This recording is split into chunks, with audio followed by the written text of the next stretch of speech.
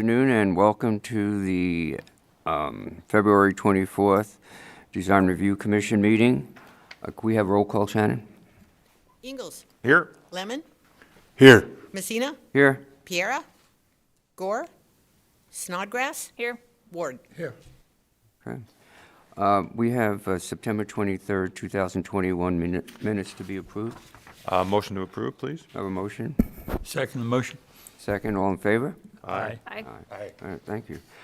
Next is new business. The applicant is Front Row Properties. Location is 301 Front Street. It's a request for Front Row Properties LLC is requesting a meeting with the Design Review Commission for a proposed mixed-use development of 60 residential condominium units located above 5 levels of structural parking, 2 levels below grade and 3 above grade, and retail along Front Avenue, consisting of food and beverage establishment. Tammy, I take it you're going to give us a little presentation? Thank you, Commissioners. You're welcome. So before I begin, I'll give you a little background information on our process in this zoning district. So the Downtown Core zoning district was established in 2005. The City Council asked to consider that the C34 zoning district be amended to establish a new district. In April of '05, they directed a study of the downtown height regulations be initiated as soon as possible, and they created a committee, a steering committee, made of business members and citizen representatives. At that time, they had numerous workshops and public hearings, and the Planning Commission recommended the regulations, and then they were forwarded on to City Council and adopted, as I mentioned, in '05. It established that Downtown Core zoning district. It changed the name of the district. It expanded the district and created the overlay district. It amended the permitted uses and established the basic development standards, including floor area ratios, bonus features allowing increased floor area ratios, maximum building heights, building bulk, and parking ratios. So let me provide a little context to that, which is this area here.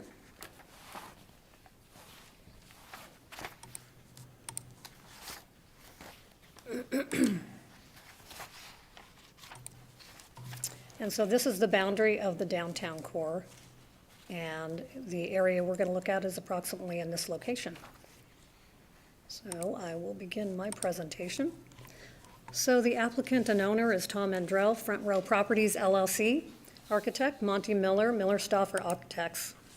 So this is a request for the first meeting with the Design Review Commission for the proposed 18-story mixed-use building located at 301 East Front Avenue, and this is within the Downtown Core zoning district.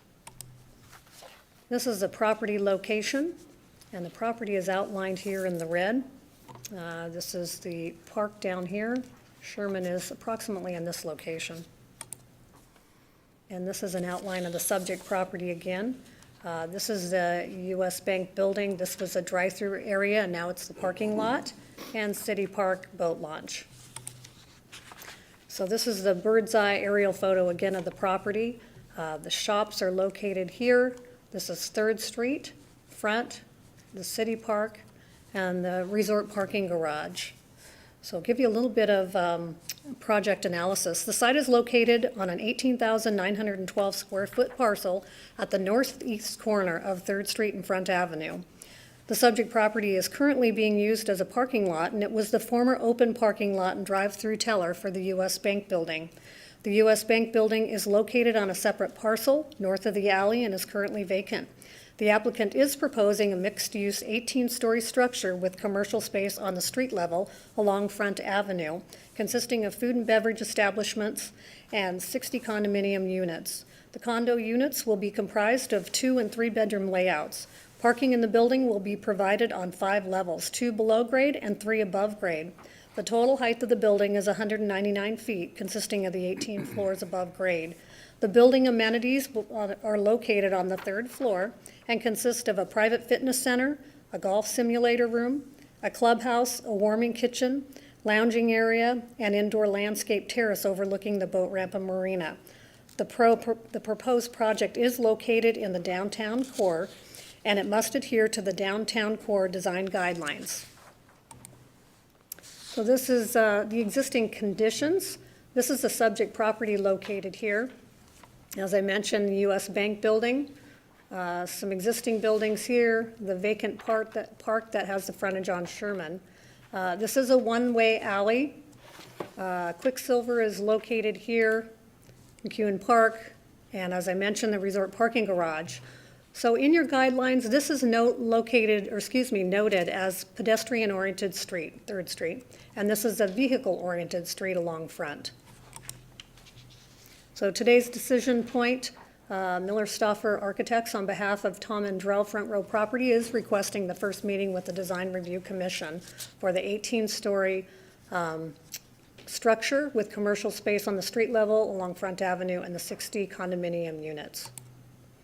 So here are some site photos that I took.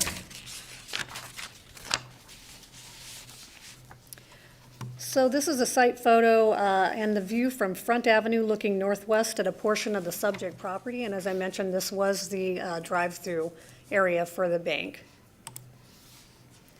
This is a view near Front Avenue along the eastern portion of the subject property looking west. And this is the resort parking garage, and we're looking west this way. This is a view near Front Avenue looking north at a portion of the subject property. So this is north towards Sherman. This is a view along 3rd Street looking northeast at the subject property and the existing drive-through located here. This is the existing U.S. Bank building, and as I mentioned, there is an alley that separates the two. This is looking at a portion of the subject property from 3rd Street looking east. This is a view looking north along 3rd Street towards Sherman Avenue with the shops on the left. So here is the subject property, and this is where the access would be proposed, and here are the shops. This is a view looking southeast along 3rd Street with the subject property on the left and Tubbs Hill in the background. This is looking north at the subject property and a portion of the former U.S. Bank building along Front Avenue. Subject property located here. Looking west from the corner of 3rd Street toward the resort parking garage. And this is looking east from 3rd Street at the subject property, which does abut the alley to the north. And this is a view looking south along the east side of 3rd Street with the shops on the right and the subject property access point on the left here. And this is the last site photo looking northeast from 3rd Street towards Sherman at the existing U.S. Bank building. So this is an initial rendering that was submitted by the applicant. And let me give you a little background as far as city staff process. So when someone wants to come in and propose a project, we schedule what we call a project review meeting. The project review meeting is a free service that the city provides to the applicant. So at that time, all the departments take a look at that project and we provide feedback to them. So this rendering was submitted to city staff as part of the project review application submittal. Staff did the analysis of the mixed-use project based on the guidelines in that downtown core zoning district. The mixed-use project did meet the basic development standards noted in the downtown core design guidelines, and they did provide the details to the design team how they could meet the guidelines where deficiencies were noted, and provided updates. So on December 20th of 2021, the applicant did provide updated renderings and information, and then staff was able to move forward and schedule that initial meeting to meet with the applicant and collect all the information and submittal documents. So then January 18th, 2022, the initial meeting was held, and at that time, staff discussed the guidelines that applied to the project, any FAR bonuses to be requested, which is the floor area ratio bonuses, and requested design departures. So utilizing the downtown design guidelines, staff went through all of them, scheduled the meeting, and were able to schedule design review meeting for this item. So your information that you have in the staff report does include the downtown core design guidelines, which are all noted here. The applicant will go through each one of them, as well as we have included all of those and the response from the applicant in your staff report and how they've been addressed. So the downtown core, this district is envisioned to have the highest intensity uses, especially retail, office, residences, and hotels contained with low-rise, mid-rise, and high-rise buildings. Shops and restaurants would be located along key streets. Major public spaces and buildings would anchor the district. Over time, parking would increasingly be located within structures. So the Design Review Commission may consider discussing the following with the applicant: the orientation, massing, relationships to existing sites and structures, and surrounding streets and sidewalks, how the building is seen from a distance, and requested design departures. So the applicant has requested a design departure, and it is for no curb cuts along the pedestrian-oriented streets. The Design Review Commission will need to make the determination on the design departure request for the no curb cut requirement and determine if it meets the intent of the commercial design guidelines. So that information was included in your staff report with the criteria for a design departure, as well as the applicant's justification requesting that design departure. So the downtown Coeur Lane design guidelines prohibit new curb cuts along a pedestrian-oriented street and vehicular-oriented street, as noted in the downtown design guidelines, unless a design departure request is approved. The applicant, as I mentioned, did include his request in the narrative and justification. That information is included in your staff report on pages 16 and 17. So here is the guideline that's in your staff report. And as I noted in the aerial, it is a pedestrian-oriented street. Streets are intended to have a lively pedestrian-friendly environment in the downtown. And 3rd Street from Lakeside Avenue to Front Avenue. And it's also a vehicular-oriented street. So when we got the initial design concept submitted to the city for the project review, we noted that they had requested the approach along 3rd Street. Staff looked at the project, and because it's a new use, that's why we would consider it a new curb cut. This is a site plan that the applicant has submitted, and you can see in this site plan where they're asking to approach their entrance and exit for the proposed use.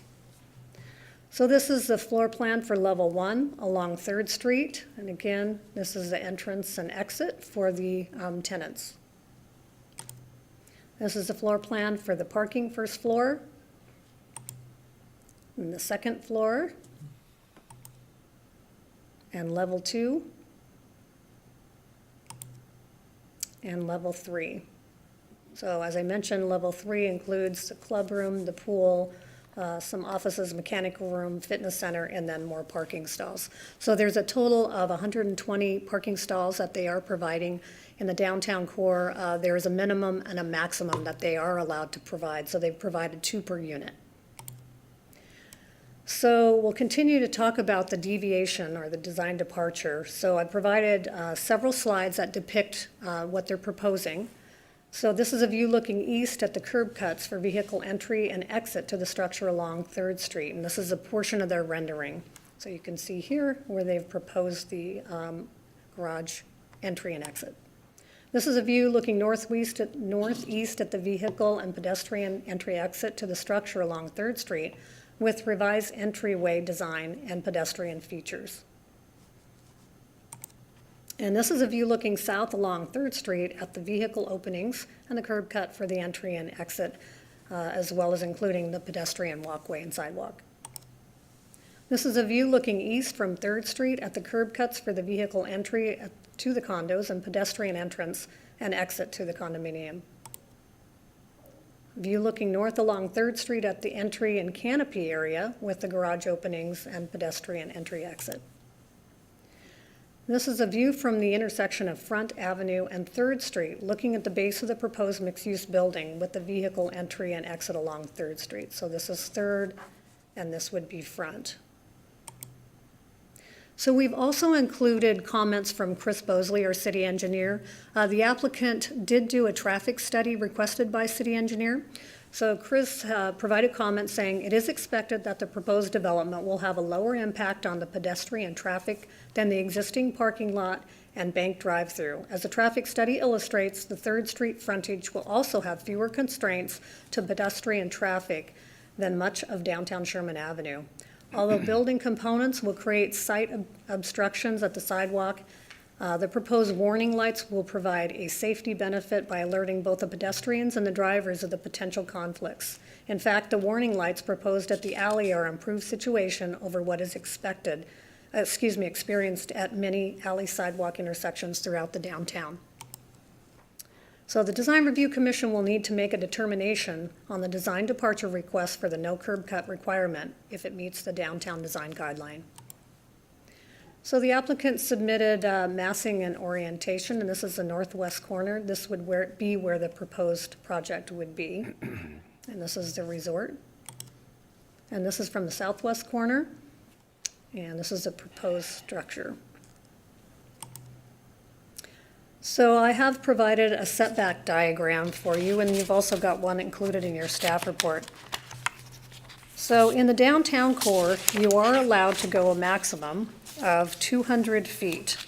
So this is noted in your staff report at 199 feet. When you have additional heights, you are allowed to have mechanical equipment and so on. So this is at a total of 215 feet, which includes a parapet and the cooling tower.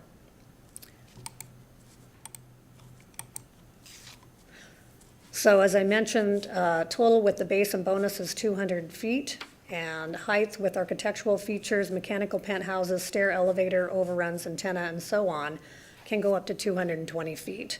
The applicant can give you a little more detail, but the average grade of the site is +2. It changes from -1 in the northeast corner of the alley to +5. So the average grade on this site is 2. And this shows you where they've gone above the 200-foot height because of the mechanical equipment. So again, this is a revised design submitted for the initial meeting with staff that was held on January 2022. This is a rendering view from the intersection of Front and 3rd Street looking north. And this is the west elevation. The south elevation, and north, and then the east elevation. So this is a rendering, and it's a view from Front Avenue looking north, and this is along Front Street. This is a view looking northwest. Again, that's Front. View looking west again. And this is a southeast view. And this is a view looking south, and a view looking southwest. And this is a view along 3rd Street looking west. So here again is where you would enter the project, or enter if you had a condo. So we're going to get to the exterior materials, and I've provided the slide showing the base, middle, and top. Commissioner Ingalls does have the color board showing actual materials that they're proposing. So this is the base of the building section. And this is the middle.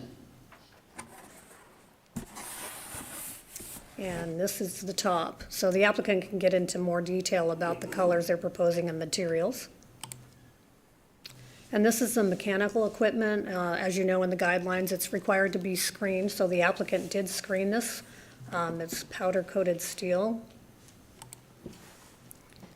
And we talked with the applicant about blank walls, and so they've provided this to show the exterior wall. And this is a vision diagram that was provided to the Streets and Engineering Department. Here are the caution signs that are going to be located in these areas for pedestrian and cars to provide the safety for both. So staff evaluation. The Design Review Commission should provide input on the proposed design and identify any needed changes to the proposed project. Design review must determine, based on the information before them, whether the proposed project meets the required downtown development guidelines, where applicable. Specific guidelines that meet or do not meet the guidelines should be stated in the record of decision. So the Design Review Commission will provide feedback to the applicant on how the applicable design guidelines affect and enhance the project. And the Design Review Commission can render a decision and approve or approve with conditions the proposed project, or may suggest changes or recommendation to the proposed project and require an optional second meeting. We do have 3 proposed conditions. The first condition, the proposed design shall substantially be similar to those submitted with item DR 122. The second, the proposed project shall incorporate the pedestrian safety features as presented in the applicant's traffic study as agreed to with the city engineer. And the last, the project shall minimize construction impacts to 3rd Street, Front Avenue, and the alley and neighboring properties, and comply with the construction and roadway closure plans agreed to with the Streets and Engineering Department and Fire Department. And the record of decision is located on page 46 of your staff report. So the applicant also has a presentation. So any questions for staff? Questions? No? Oh, John, go ahead. Tammy, if I could, I had just a little dialogue with you before the meeting, Okay. but I can't help but to talk about a little bit of the design guidelines with respect to, vehicular versus pedestrian-oriented streets. So when were the design guidelines that slide right there, thank you. So when was that adopted? Did you say 2005? 2005. Prior to 2005, there were no height limits. There were no design standards, no bulk, no scale. It was just C34. So quite a bit has happened to downtown since 2005, correct? That's correct. With respect to streets and whatnot. We used to have Second Street, that's the way I used to get to my 2,000 trips to City Hall, was down through there. And now I came today down 3rd Street. So, I guess I posed a question to you earlier that, so much has changed. I can remember when Lakeside didn't punch through to Northwest Boulevard. And so you look at One Lakeside, and their entrance there goes across what's not designated as a pedestrian-oriented street, but it's so close to the park. There's a flood of pedestrians there. Mm-hmm. Would you agree? Yes. I mean, what I'm getting at is, I don't see Lakeside on that list. I don't see Front on that list. I suggest that maybe the next time we update the design guidelines, I think a lot's changed. Would you agree? Yeah, staff could probably take a look at this and revisit some of these guidelines. So with that, I started looking around, seeing that, the one touchy issue here is this. So I looked at the city's new parking garage. It's got, very similar goes-inses and goes-outses, I think they're called, there, and there's a lot of pedestrian traffic there. And I looked at, whatever, McEwen, Parkside goes out on 6th Street, correct? Yes. And 6th Street is on the list, so apparently that was a previous design departure that was approved? I believe that happened possibly before these guidelines. So I guess what I'm saying is I see a lot of comparable, all over town. We're doing this, and I just want to, put it in context that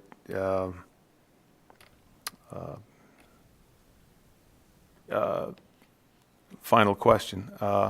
With respect to the city's parking garage, One Lakeside, Parkside, McEwen, et cetera, I have my own anecdotal, I spend a lot of time downtown, and I don't see a lot of cars punching through, in and out of these places. Probably the city's parking garage is the greatest number of that, not the condos. You could sit over here at 6th and Front and look at that door for a few hours, and you might not see a car, Is there any history, in the project review and so forth, is there any discussion that, the city hears there's accidents, there's close calls, there's complaints? Is there any history of these transits being a problem? No, there wasn't, and that's why we've asked the applicant to provide a traffic study and had our city engineer look at it. And typically, we don't get comments on our staff report from the city engineer, but based upon this being pedestrian-oriented and vehicle-oriented, we asked for that, and Chris's response was it was going to be lower impact than the previous uses based on the parking study. Thank you. Any other questions, Tammy? All right, thanks, Tammy, appreciate it. Thank you.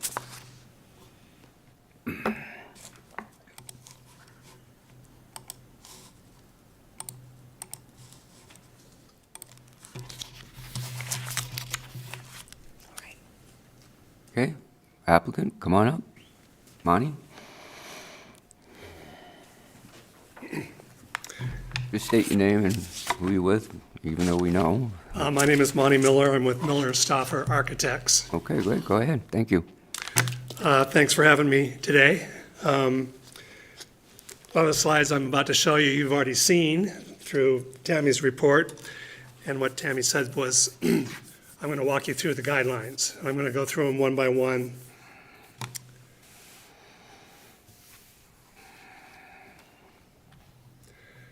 So this is the list of the guidelines. There's 21 of them.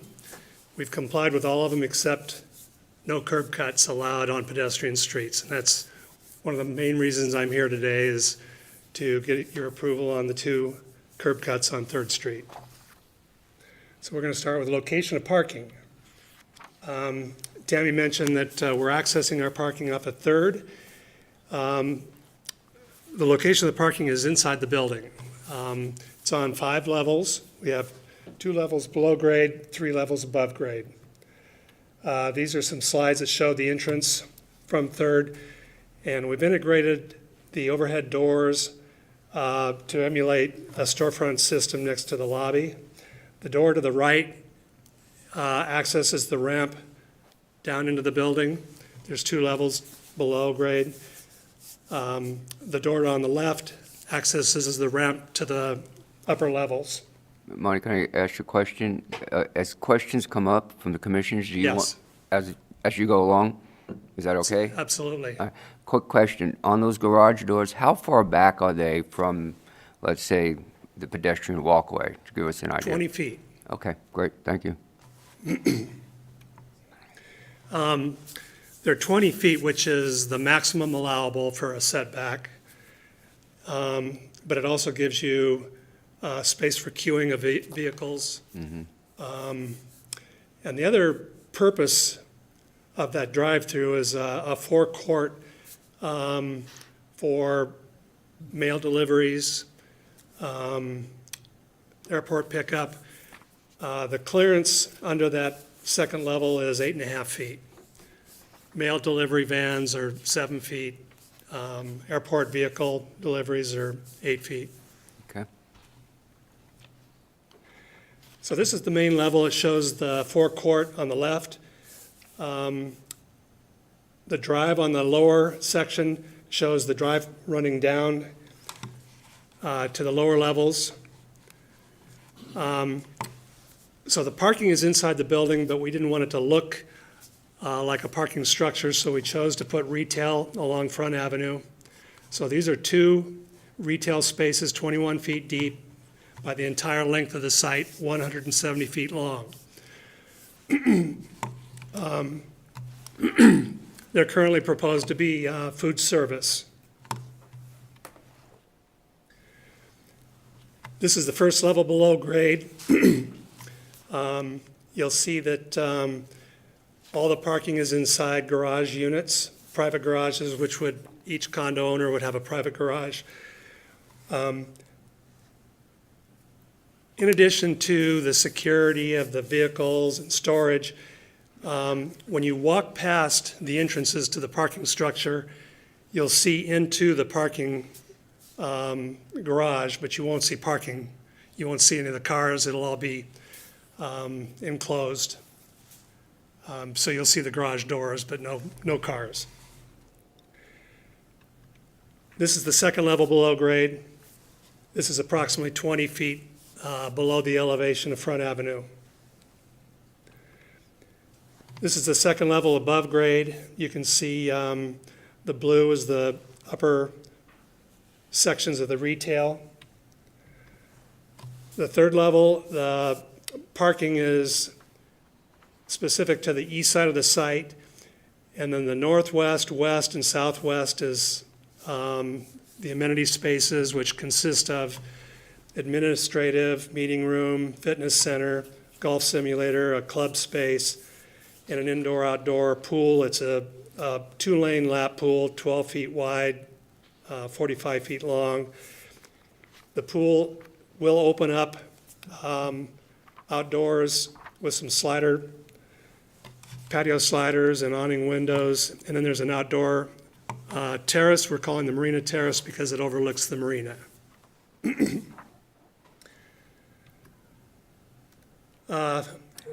Next, we're going to skip through screening of parking lots and parking lot landscaping since they don't apply. Next on the list is sidewalk uses.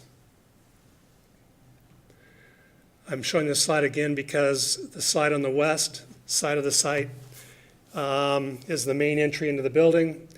And along the south, the sidewalk uses are accessing the retail. This is a shot of the overall site that shows the sidewalks on Third and Front.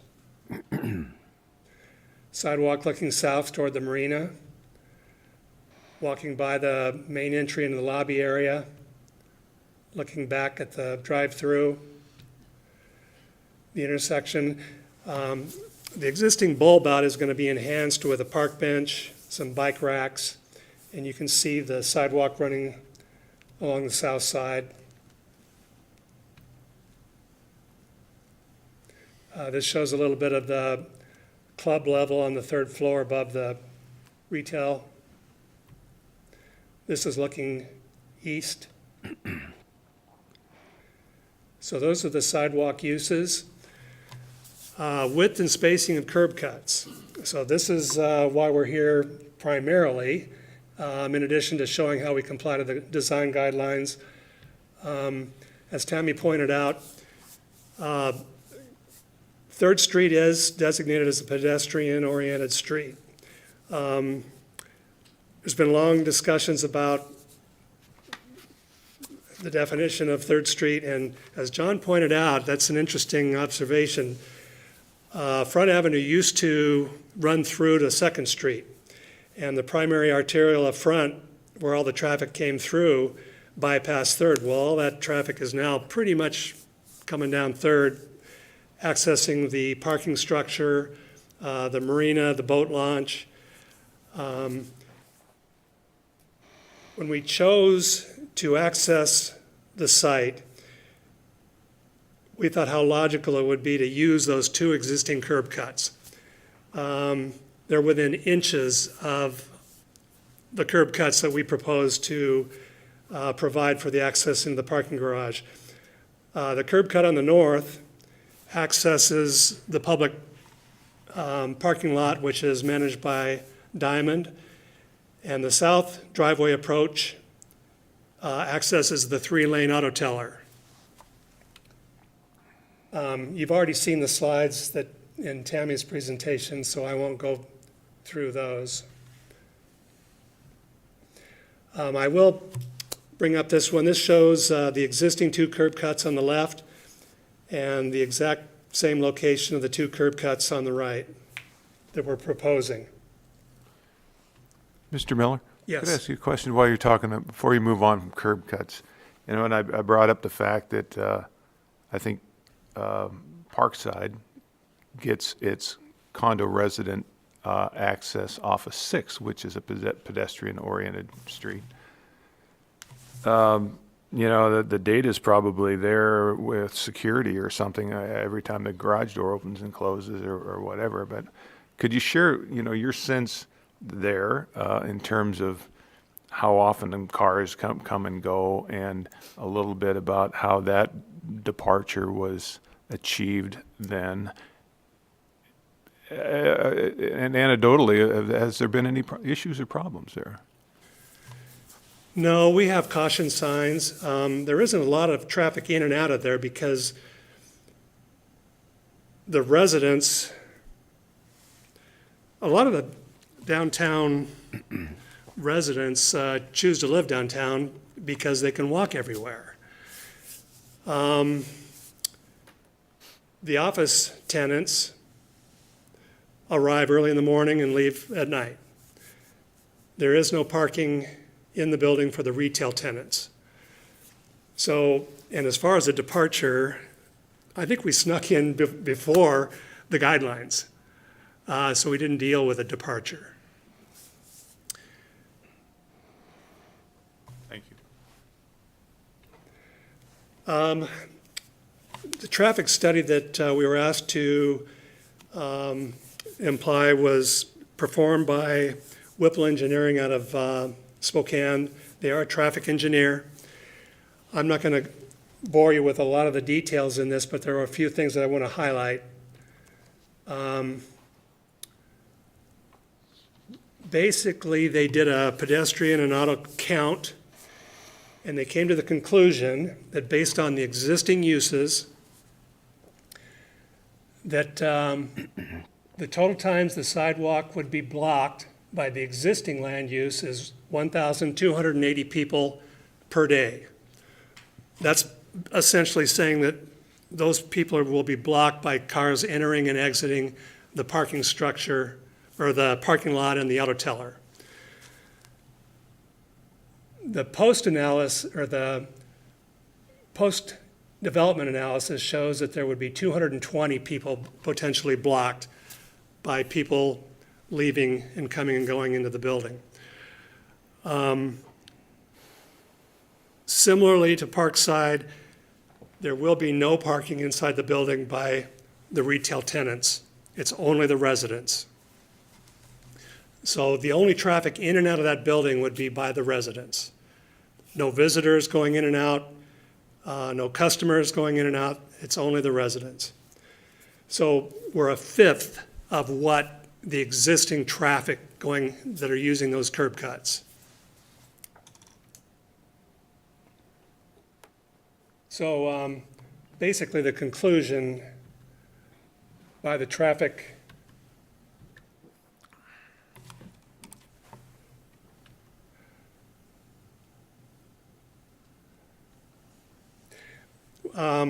was that there's a significant reduction in blockage. There was a suggestion for a pedestrian warning system. The traffic engineer recommended a flashing beacon type system to alert pedestrians of approaching vehicles and warning vehicles of approaching pedestrians. This is a slide that Tammy showed that basically shows westbound traffic in the alley. The view to the north is pretty good because of the opening on the corner of the bank. There is some view blockage to the south. The cars leaving the building are both on the northbound lane or north side driveways. So the vehicle leaving the building on this side, you can see has good visibility through the glass and very good visibility to the south. The car leaving the building on the south driveway has very good visibility to the north, not bad to the south because of the orientation of the car being on the north side. The vision triangle at third and front complies with the vision diagram of the city. So there's no issue at the corner. So what we're proposing is an alert system. The caution vehicle would be number A. That would simply say stop for the cars. The pedestrian caution would have a flashing car symbol. The A's would be located for vehicles at the alley and cars leaving the building. Caution B would be for the pedestrians on the sidewalk. This is the system that we're proposing. They're 18 inches tall, an illuminated flashing device, motion censored. Ronnie, got a quick question on those signs. They would be activated regardless which garage they go in, not garage, but garage door they go into? Okay. Yeah, they'd be both A's would be at these corners. So the vehicle leaving the building would have one here. This vehicle leaving the south drive would be located here. So the purpose is to alert these cars that there's approaching pedestrians. Okay, thank you. So this is an actual image of the device that we propose. This shows the location of the device when no traffic is coming, and then when traffic comes, it would be flashing off and on. Cars leaving the building would have the device mounted on the column and would flash off and on when pedestrians are coming. Screening of trash enclosures. I guess before I leave that, is there any questions on curb cuts? I have one, Monty, have you guys talked about, what I see is when they leave, you guys talked about a one-way exit, like right turn only, if you're leaving out of the building? What I see the problem is this crisscross and going over the lanes. Going this way? Yeah, so if you're coming out, is there a way you can maybe say, okay, hey, right turn only coming out, or have a sign of some sort to direct people that way so they're not crisscrossing, you get what I'm saying? Mm-hmm.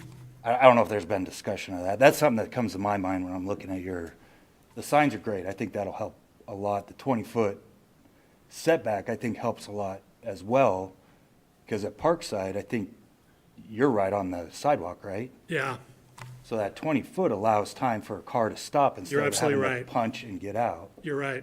But if there's a way that you can maybe direct the tenants to go one direction versus crossing traffic.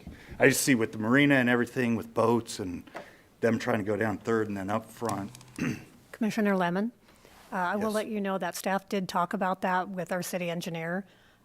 First concern was policing that would be difficult if people were limited to whether they turn right or left.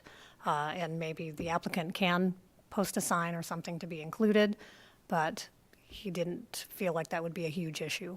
Okay. Okay. I think, Jeff, you mentioned the visibility. There is very good visibility coming out of the building compared to Parkside. You've got a place to queue before exiting, and you can have good visibility in both directions for traffic.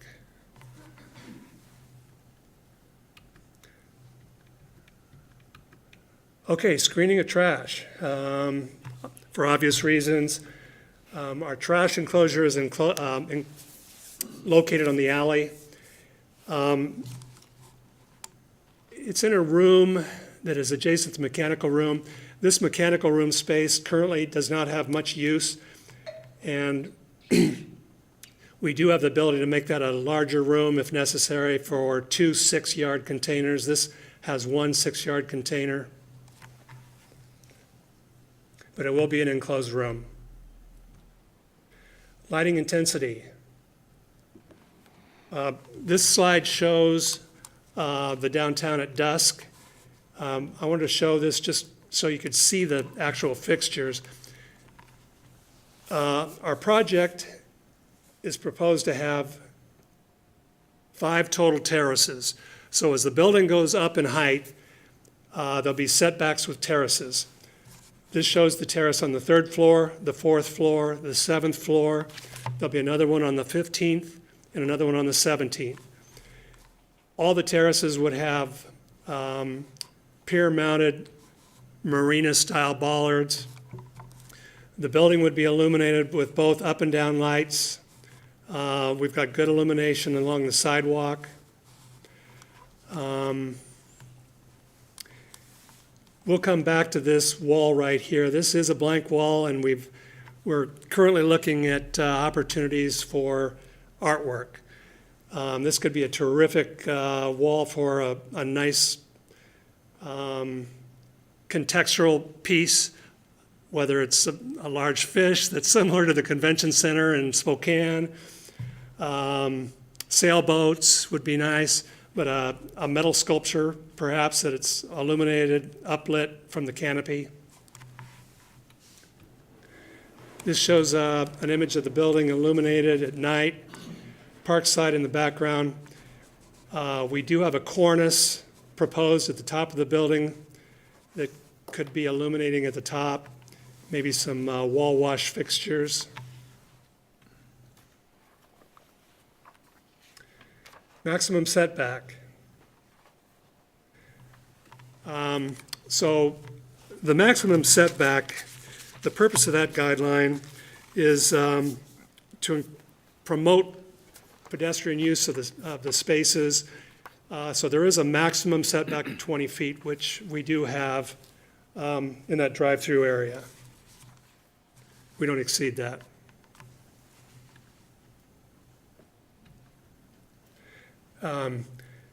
This shows the 20-foot setback from that queuing space. Orientation to the street. You've seen this slide before, but the orientation of the street of the building, 3rd Street has main entrances into the residential lobby. The sidewalk along front has the main entrances into the retail food service spaces. Here's a sidewalk orientation on the 3rd. Orientation of the street along front. This is looking east. Looking west. Entrances. Again, the main entrance into the residential portion of the building is off of 3rd. We've tried to make a straight connection between the two driveway approaches for the main entrance into the building. The entrances into the retail, the food service would be off of front and along front into this space. There's an image of the main entrance into the building, the lobby.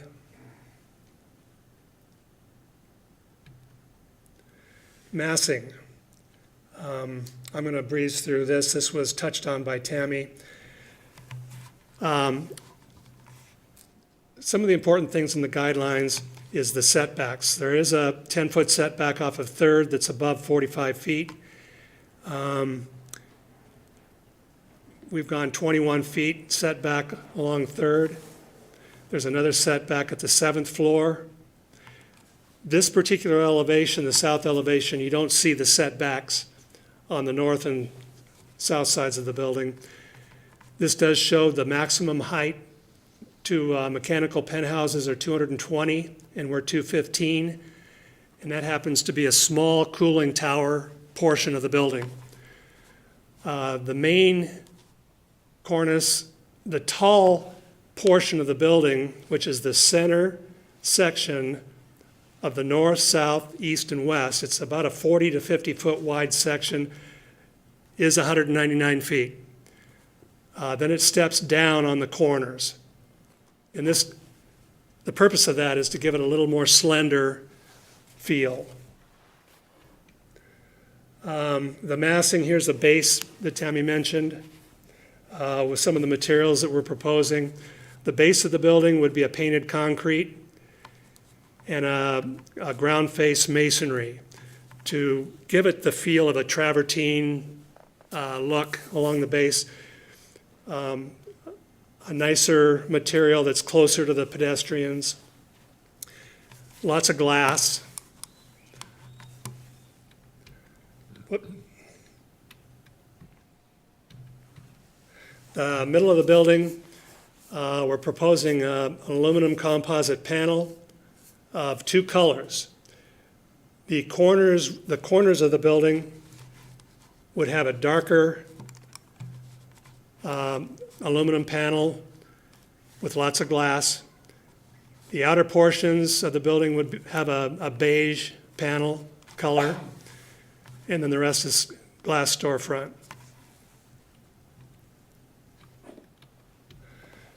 The top of the building recesses back and has the similar panel colors. So those are the three top, middle, and base sections of the building. These slides show some of the context with the rest of the high-rises in downtown Coeur d'Alene. There's a total of 6 with McEwen, Parkside, our project, the resort, Lake Tower Apartments, and 1 Lakeside. So this kind of gives you a feel of the context of the high-rises downtown. This is an image looking north. We're tucked in behind the resort. You can see again 1 Lakeside, Lake Tower Apartments, our project, Parkside, and McEwen.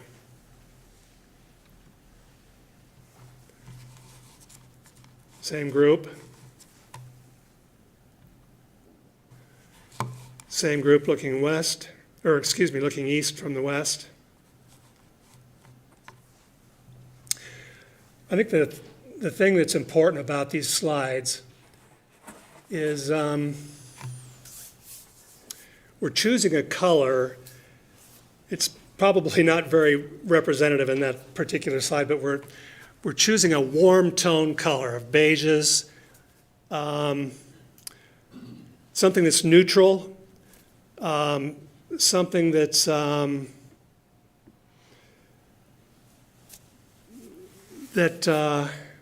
I think works well with the brick tones of the downtown buildings. It doesn't stand out.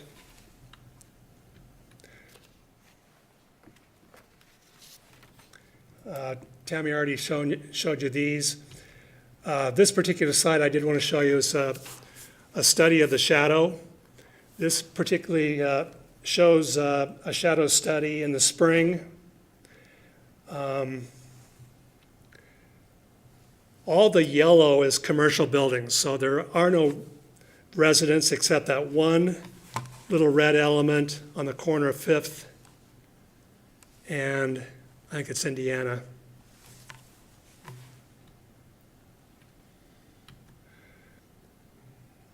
This is a summer study, shadow study.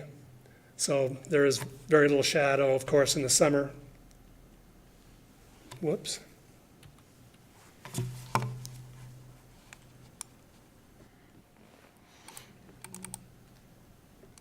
I must have just, On the bottom, that's okay.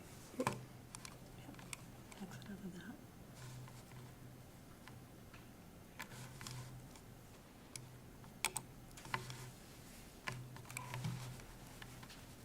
Just hover over that if you would.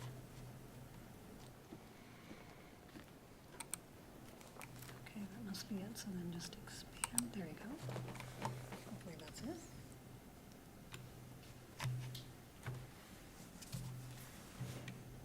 sorry about that.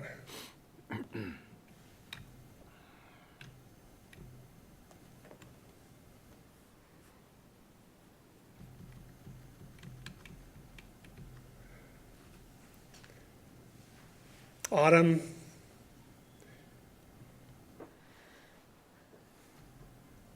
And in the winter. The one thing that's interesting about the uses that are downtown, they're all commercial, and all the buildings downtown that are 2 stories in height, 2 and 3 stories, they're casting shadows across the streets as it is. So it's not like we're adding impact. Ground level details. The ground floor street-facing facades of commercial mixed-use buildings shall incorporate at least 5 of the following elements. The 5 that we're choosing is pedestrian scale signs, canopies and awnings, medallions, containers for seasonal planting, and lighting. So this slide shows the containers for seasonal plantings. It happens to show the signage and the canopy.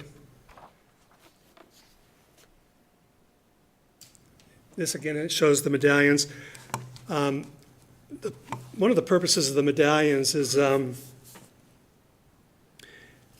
it's one of the design guidelines is context of the downtown. We want to show, or we want to provide a formed knockout and grout in some medallions along the pedestrian walkways that celebrate some of the history of Coeur d'Alene.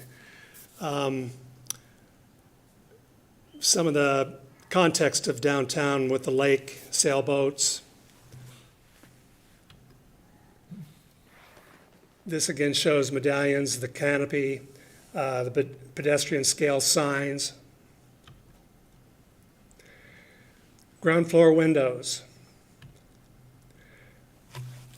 One of the guideline requirements, pedestrian-oriented streets require a minimum of 60% windows.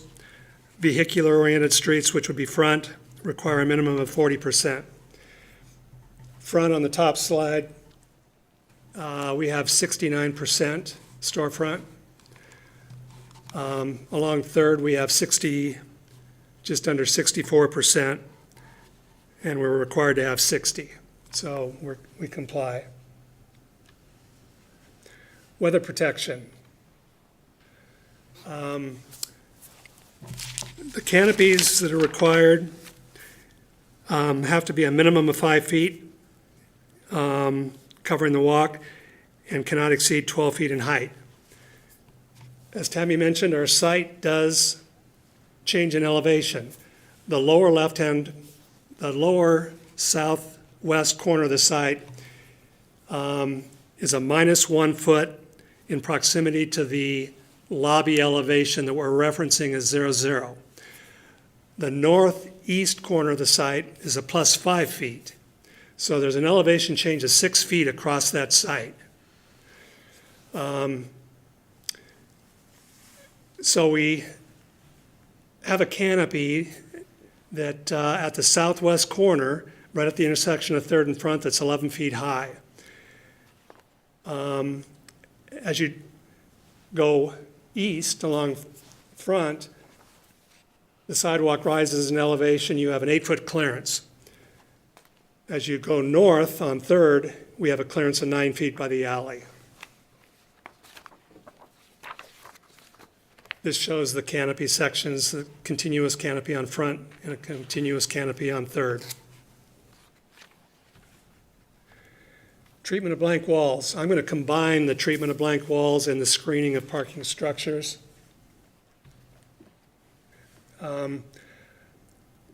I'm showing this slide because our parking is behind some of the uses that we're proposing. In other words, the parking is behind the retail. It's behind the amenity spaces, so you really don't even know that there's parking in the building.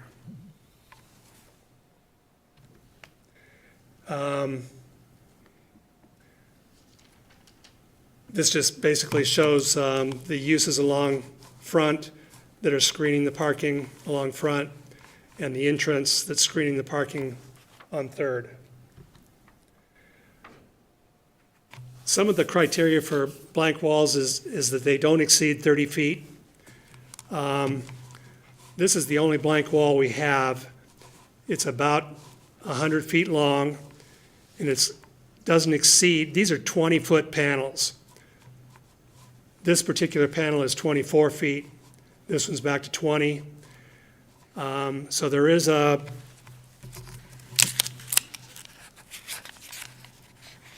change in contrasting materials between the painted concrete and the ground face masonry.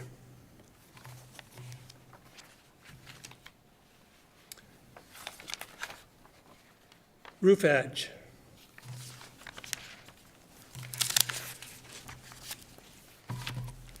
The guidelines, in order to ensure that the roof lines presented a distinct profile and appearance to the building and express the neighborhood character, the following guidelines must be met. Buildings with flat roofs shall have projecting cornices to create a prominent edge when viewed against the sky.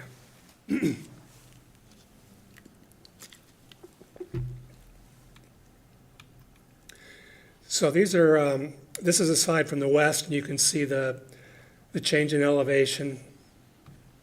From the south, there's a change in elevation, and you can see the cornice. From the east, again, there's a change in elevation. And from the north. The tallest form is the stair shaft which provides access to the roof, which is required. This is a roof edge at the daytime. That's a close-up of the cornice. It's a steel channel, which is supported by steel members that provides a raceway for a linear light. It's an RGB light, and the purpose, we chose to have a steel channel cornice to maybe do something at night that could be kind of nice.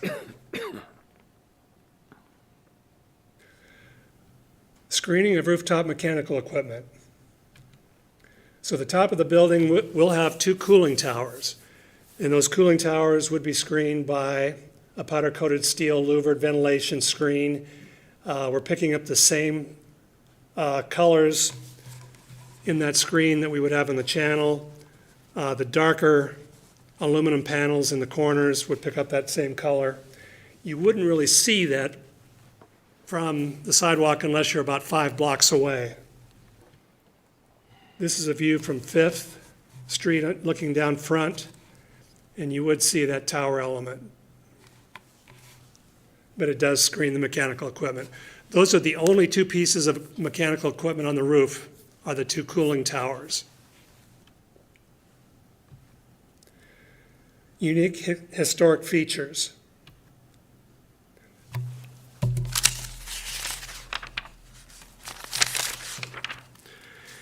In order to retain the unique character of the neighborhood and businesses, the following guidelines must be met. Relating new construction to context. Here's an image that shows the classic iron detailing of the canopy. I'm saying classic in the sense that it isn't a real slick, it's a more of a classic steel section shapes.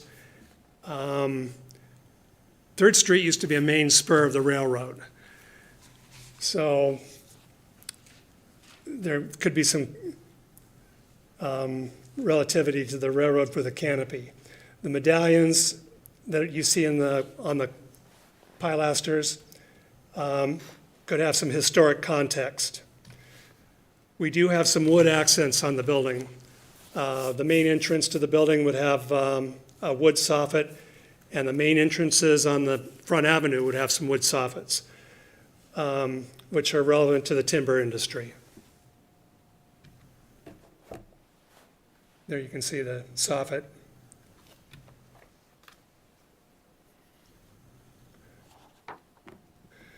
Integration of signs with architecture.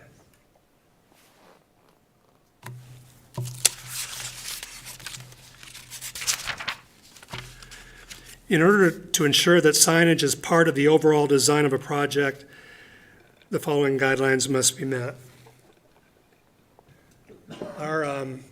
The main sign of the building is integrated into the architecture of the canopy. And then the creativity of individuality of the signs. Projecting signs. In order to encourage interesting, creative, and unique approaches to design of signs, the following guidelines must be met. Signs should be highly graphic in form, expressive, and individualized. Projecting signs supported by ornamental brackets and oriented to pedestrians. We don't have tenants yet, so we haven't designed the signs yet, but the signage would have perhaps indirect or directly illumination. Then they would be individually. They would be individually designed specific to the tenants. This shows the projecting signs supported by ornamental brackets. This is a view of the signs looking west.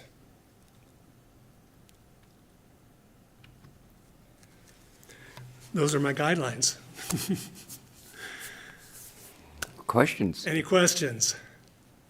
Go right ahead.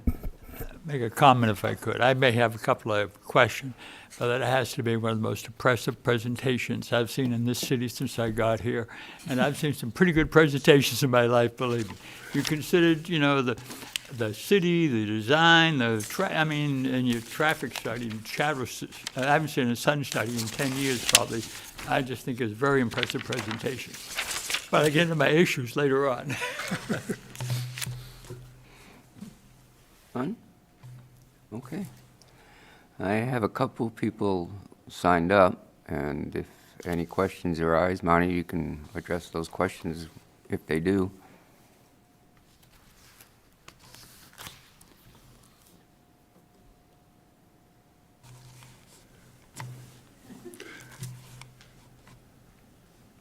Trying to get out of there. What I was going to do is just bring up an image of it. If you just scroll the wheel. There you go.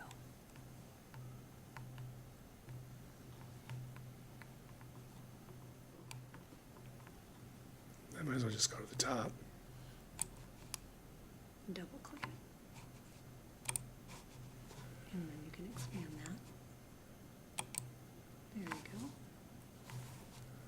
This guy here. Any questions? Nope, we'll have you back if something comes up. We have Okay. a couple of people that want to speak. Thank you. Thank you, Monty. First person I have is David Denton. Did you wish to speak, David? You didn't indicate. If you want to, come on up. If not, it's fine. Do you wish to speak?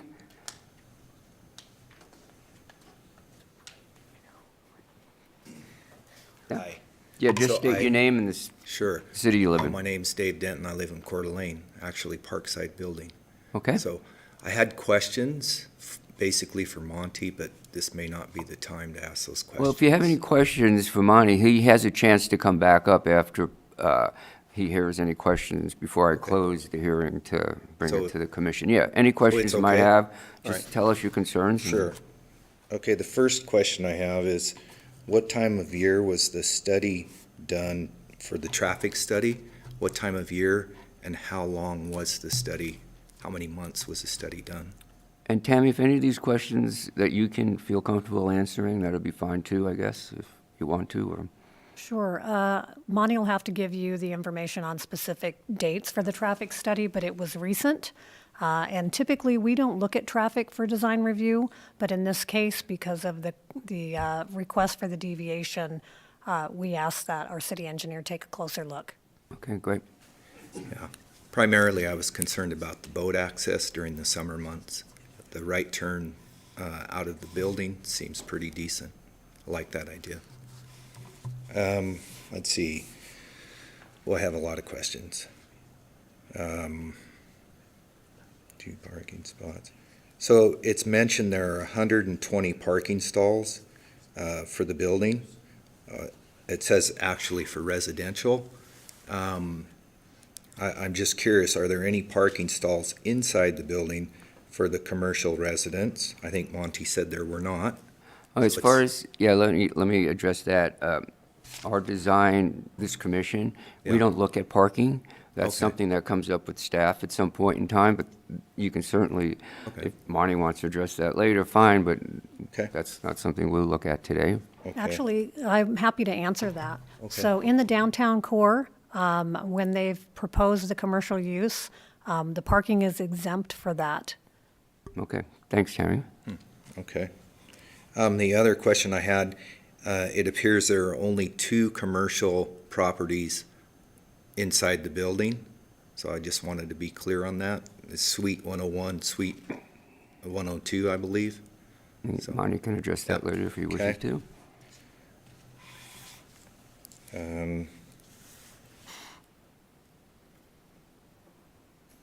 Size.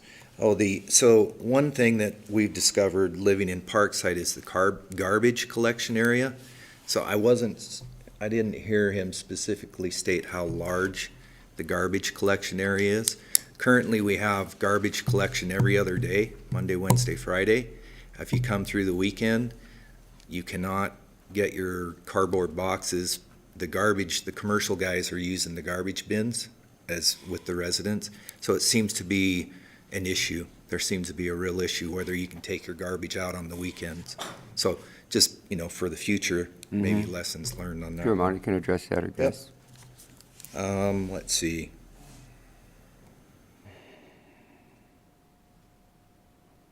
He stated food and beverage only for commercial use. So is that set in stone? Is that something that can change in the future?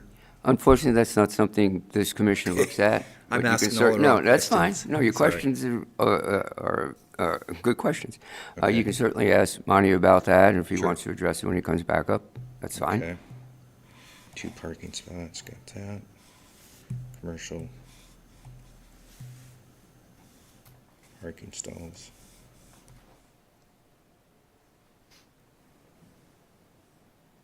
Oh, the last question were the entry garage doors.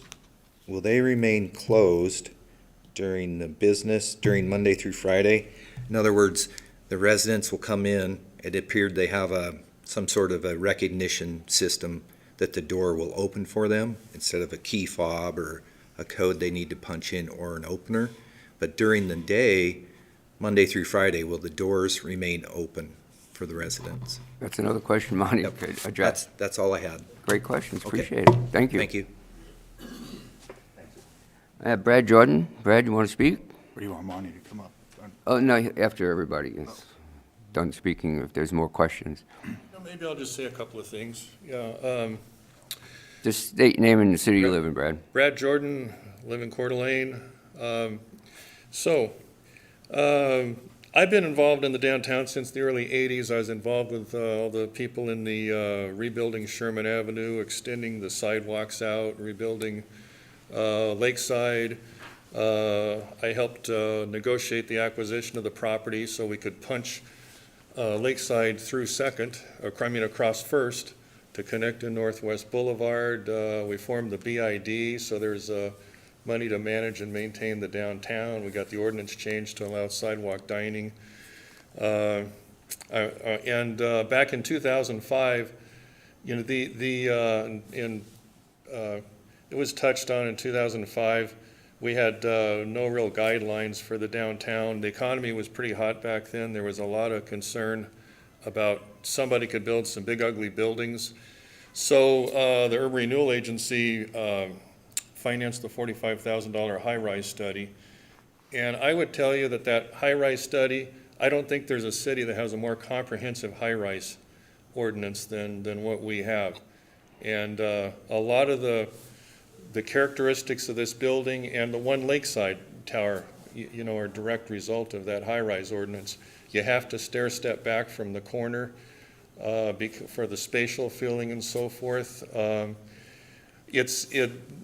Downtown design principles say that it's not good to have vast walls with no activity on the pedestrian level on the street. They've got proposed restaurants and so forth, so they meet that guideline.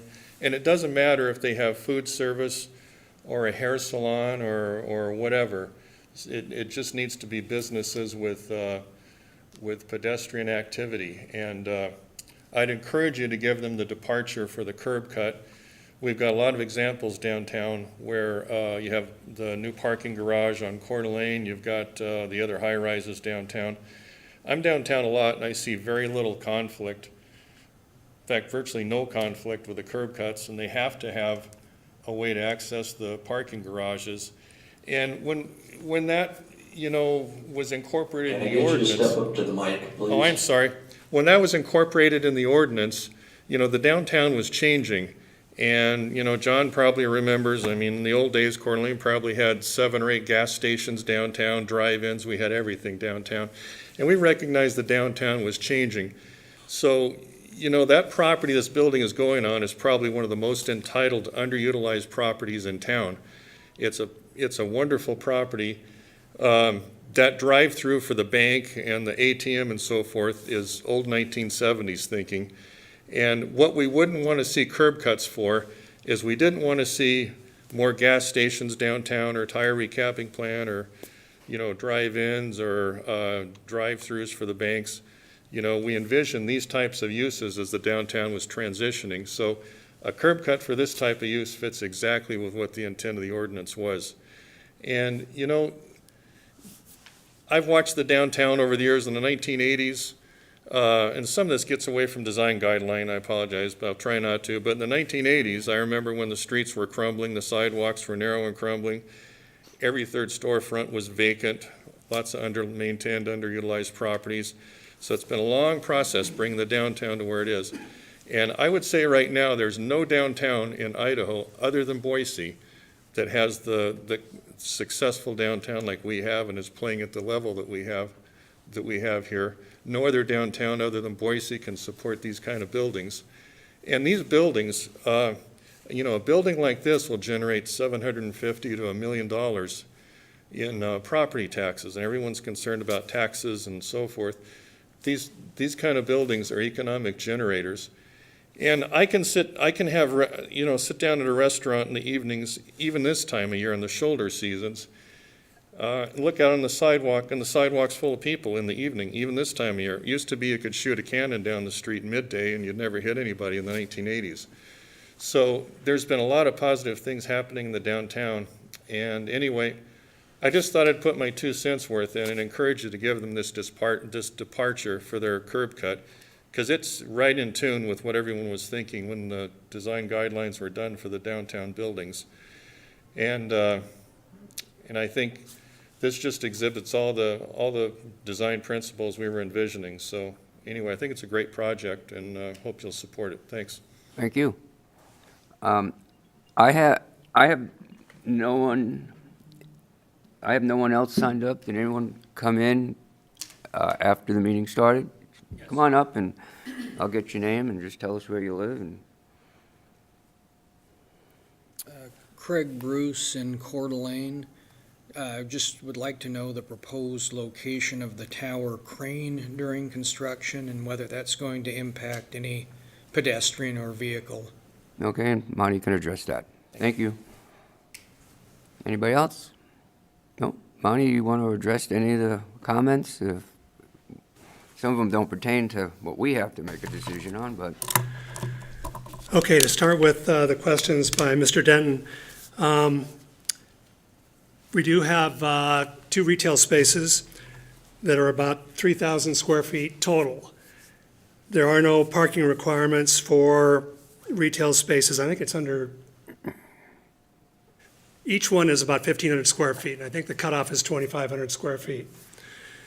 It's right across the street from the structured parking, so staff of those 2 retail spaces have parking opportunities right across the street. There is no parking inside the building, as I mentioned, by customers or retail. The garage doors will always be closed.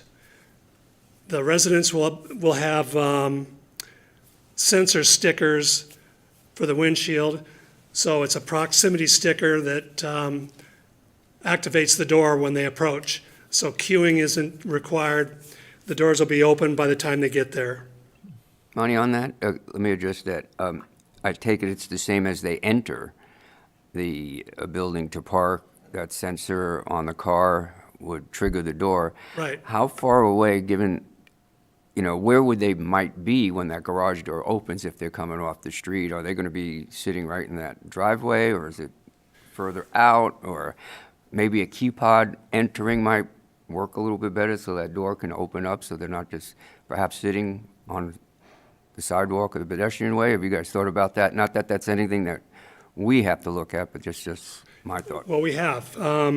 Sensor-activated door openers come in a variety of distances. Okay. You don't want it too far away. Everybody can get in. Yeah. So you would select a distance that was appropriate, that the door would be open. Okay. When you you guys will approach. work on that, I'm sure. Garbage. Parkside has 50,000 square feet of commercial, similar count on residents. We have 3,000 square feet of tenant space in this building. The garbage collection at Parkside is 3 times a week. We have not specified the pickup on garbage yet, but Coeur d'Alene Garbage, that has the contract for downtown, does pick up garbage if you want 6 times a week. So garbage isn't an issue. The traffic count there's records of pedestrian traffic and automobile traffic that we went through records. The traffic engineer got those records from the city engineer, and it's for the summer months, and the maximum count was used was the 1,280 pedestrians per day. But it was a summer count. The crane is going to be located inside the site, and we'll utilize the elevator shaft footing to support the crane. So it'll actually be in the elevator shaft. Okay, great. And then the crane would be picked by a mobile crane when the project was at that stage. All right. I have one question for you, Monty. It looks like you're in between Quicksilver and the proposed building. What's that distance? It's about 3 feet. It varies from about 2 to 3 feet. We discovered by survey that the property pins exceed 170 feet by about 18 inches. Property is never perfectly square or rectangular with parallel lines. But the property is a little bit larger than the 110 by 170. Our building is 170, so there's an extra 18 inches to the property on the east. Quicksilver has the same thing. Their building is about 18, it varies between a foot and 18 inches east of the property. So there's a small stretch that we would secure and gate off. We need access to it just for garbage collection if there's trash that blows in, and but it is a vacant space between the buildings. Yeah, I guess I brought that up for that reason. Have you thought about, blocking it off so trash Yeah. doesn't get in as much Yeah. and getting in and out of there? And It'll be that's- blocked off. Yeah, that's the only thing I'm curious about. I have a Yeah, go Just ahead. a couple of clarifications, Mr. Miller. You talked about the blank wall there. That is where you're talking about the arc, but that is also where the parking is, right? So if that wall wasn't there, it'd be parking cars facing us. Right. Okay. The other thing is, on Front Street, you have the retail space, which I assume would probably be restaurants or at least food service of some kind. But I noticed that they have like bar stools along the sidewalk, which means you sit facing the restaurant rather than typical outside seating where it overlooks the lake, the park. And is it just architecturally how it's drawn out right now, or is it possible you'd actually have outside seating there at some point? There could be outside seating. That bulb out would provide maybe some outdoor seating. That space hasn't been designed yet. We don't know for sure what's going to go in there, but we'd like to see food service. It's been mentioned that just about any retail space could go in there, but we've currently got the ability to add exhaust, fresh air to support a restaurant. So that's what we're looking at. The sidewalk section along front is 12 feet wide. You need 7 feet of clear pedestrian traffic space, so there is room for some seating. Thank you. And a question, I know you don't have retail commitments yet, but let's say if it's a restaurant, the exhaust vents for cooking, the exhaust vents for the cooking area, how would that play into where that might be? I know it's not part of our thing today because of just given the proximity to where the seating might be. How would that play into When we what have the- different uses or a tenant space that's not determined yet, it would go back through the building department for a project review, and they would be able to provide, documentation, feedback for the applicant All on. right, my concern is just the big vents that you see at, Sweet Lou's, you see where that one is. And Right. I'm just curious. No, we've been talking to the mechanical engineers about it. They Okay. would be in line inside the building. There'd be louvers on the outside of the building, but there would not be wall-mounted exhaust fans. Okay, great. Appreciate that. Thank you. If no more questions for Monty, we'll close public testimony and bring it to the commission for discussion and a motion. Go ahead, John. Well, I'd start the ball rolling. I agree with Commissioner Ward's comment that this is an outstanding presentation. I really like what I see, but more importantly, the way Mr. Miller has addressed each and every. We don't always get that, where you come in and just you tell us here's your guideline, here's what it says, and here's how I meet that. So, without a doubt in my mind, all the guidelines have been fully met, or exceeded or whatnot. I think some that we're maybe a teeny worried about blank wall, I think even that looks fine to me. Because the way I look at a blank wall is the whole wall is blank. Like not to be named condo up, on the 600 block of Sherman or whatever, if you know which one I'm talking about. This is not a blank wall in my mind because I'm looking at the whole area of that wall, and only part of it's blank. But at any rate, some art would be great there. But anyway, I think the guidelines have been fully met. With respect to the curb cuts, I think there is more than enough justification. As Mr. Jordan eloquently spoke about the historical context of all this in trying to dissuade gas stations or whatever downtown, then dissuade banks, whatever you call it, drive-throughs or whatnot. And this is a betterment of, I think I heard 1,280 trips versus is what we live with now, and boats and everything else, and that's going to go down to 220. So that's good. I think the mitigation is there. The city engineer provided a very supportive statement, and I think you look, as I mentioned earlier, all over town, downtown.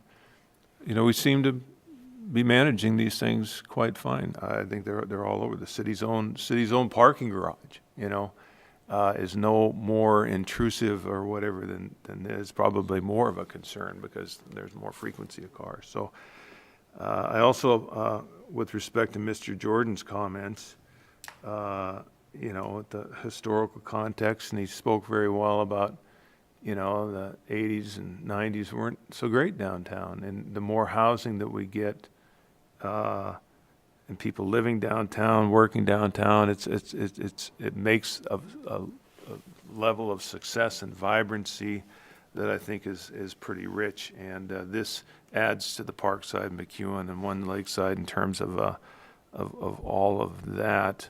Not to mention the fact that this brings I don't know, maybe $150 to $200 million, a lot of $1 million worth of investment in downtown. That's not a design point, but nonetheless, it does tie into the curb cut because we're supposed to talk about the comp plan, and the comp plan talks about residential downtown and economic investment and such. So I think any slight negatives of the curb cut is more than adequately balanced on the positive side. So I give this my full support, and I would argue that there's not a whole lot of a need for another meeting because with our architectural renderings that almost look photographic nowadays, how much more do we need to see? So with that, I support it. Okay. Any other comments? I guess I think it's a great project. I think to the curb cut, I think the way that 20-foot queuing area has been done, I think it's a no-brainer at this point. I mean, you got plenty of time to get in and out. I'm in support of that. I think the blank wall, great idea to do some art, get some local artist, whatever, good idea. All in all, I think it's a great project. Right. Thank you. I'll Go ahead, just Phil. make one comment. I agree with what's been said already. I mean, if we decide, and the only thing we need to really decide here is the exception for the two driveways. The Correct. building can be built by right, it conforms to zoning. And if we deny that request, how did they get into the building? There is no other alternative. So, I just feel like, it's really a nice design, it'll look really well in the community, and I agree with John, fully support it. Right.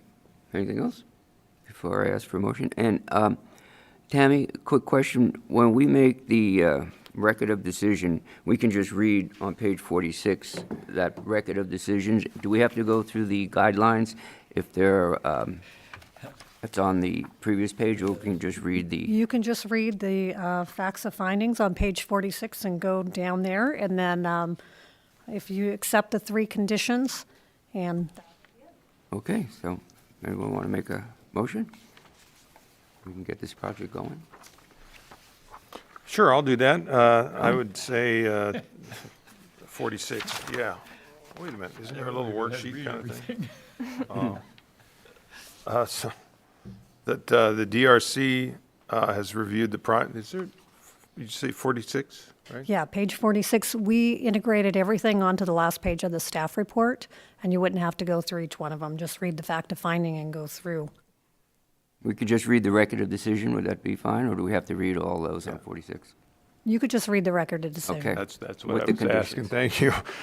So, based on the findings of fact and conclusions of law, the Design Review Commission hereby orders that DR 1-22, a request by Monty Miller Stauffer Architects, on behalf of Tom Andrell, Front Row Properties LLC, requested a first meeting with the Design Review Commission for a mixed-use 18-story structure with commercial space on the street level along Front Avenue and 60 condominium units in the mixed-use building located at 301 East Front Avenue, Coeur d'Alene, Idaho, is approved with conditions without